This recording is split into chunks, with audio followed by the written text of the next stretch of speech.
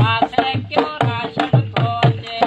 छोरा छोरा पासे क्यों राशन थो अचे अरे राशन थो अचे हीर तेरे में को नचे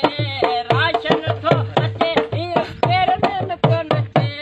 छोरा छोरा पासे क्यों राशन थो अचे हक छोरा छोरा पासे क्यों राशन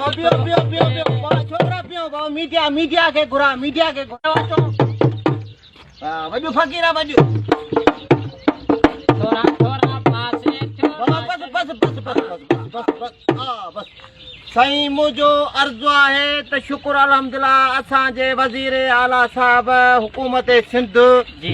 2 करोड़ जो राशन हिकिड़ी रात में विरहायो आहे जेको रिकॉर्ड आहे न तो ॾिठो न मूं ॾिठो न हुन ॾिठो न हिन ॾिठो न हुल थियो न हंगामो थियो न कोरोना वायरस जे वधण जो ख़दशो थियो मां जेको एहसास सपोर्ट प्रोग्राम वज़ीर आज़म साहब हलाए रहियो आहे हा उन खे बि मां चवां थो छोरा छोरा पासे क्यों राशन थो अचे हक छोरा त मुंहिंजो ॻाल्हि खे मां कंटिन्यू कयां त वज़ीर आज़म साहब खे पे इहा गुज़ारिश थी कजे त जेको एहसास प्रोग्राम आहे उन में हिकिड़े हंधि माण्हू गॾु पिया थियनि ऐं मायूं गॾु पियूं थियनि जंहिंमें कोरोना वायरस जे वधण जो वधीक ख़दशो वॾो फ़क़ीर वॾो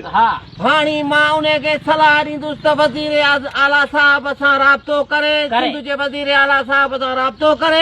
उन खां फार्मूलो पुछे त 2 अरब जो राशन हिकिड़ी रात में कीअं विरहायो अथसि उहो सिखे उन तरीक़े सां माण्हुनि खे पैसा ॾे ऐं जे इहो बि उन खां नथो पुॼे एतिरी महिनत नथो करे सघे त सभु पैसा जेके अथसि उहे हुकूमत सिंध वज़ीर आला साहब ॾे मोकिले त हू हुनखे ॿुधाए उहे झट में हिकिड़ी रात में हुनखे उहे 15 खरबान अरबान जेके पिया विरहाए ॾींदो लिस्टूं बि ठाहे ॾींदो फर्स्ट क्लास करे ॾींदो अंगूठनि साईं सां